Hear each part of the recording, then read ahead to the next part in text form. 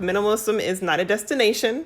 It is an ongoing process to minimize what we acquire so that we can live more with less.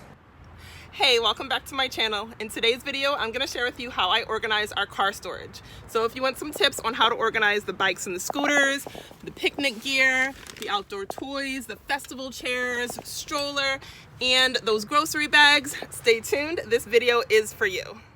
So minimalist living is important to me because I want to spend more time living, riding bikes, going on picnics, playing with the ball, and less time digging through messes like this. First step is to clear everything out and separate it into two categories between things that you want to keep in the car that you actually use and things that had no business being there in the first place. For me, it was some donated clothes that I plan to donate and some mats that got left in there. And then I finally got to the outdoor toys and balls, the festival chairs, bikes, and scooters. And don't get discouraged if you have a lot of stuff. Minimalism is not a destination. It is an ongoing process to minimize what we acquire so that we can live more with less.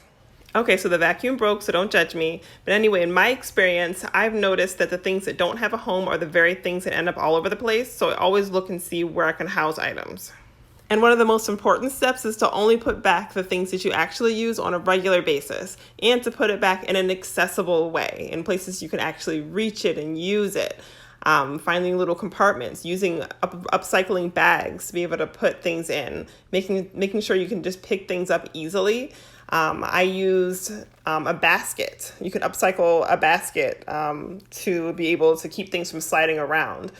And you can even upcycle a laundry bag like I did for the toy bag, so it can take things easily out and be able to utilize them. And it keeps things from shifting around in the car and allows you to grab and go. And once you've done all that work and your car is nice and organized, you're not going to really want to junk it up with the other stuff that you probably didn't need in there anyway. And so that'll be added inspiration to put it where it belongs, get rid of it, whatever it might be. But that's important, to actually get rid of it, to put it where it needs to go, to donate the clothes, to put the items back in the house, and actually emptying the bags and putting the items back where they belong so you won't make more work for yourself in the house. So like I mentioned earlier, minimalism is a journey, so I offer online virtual classes for minimalist decluttering as well as for cooking classes, fitness classes, etc. And I'll leave a link below for that so you can live more with less.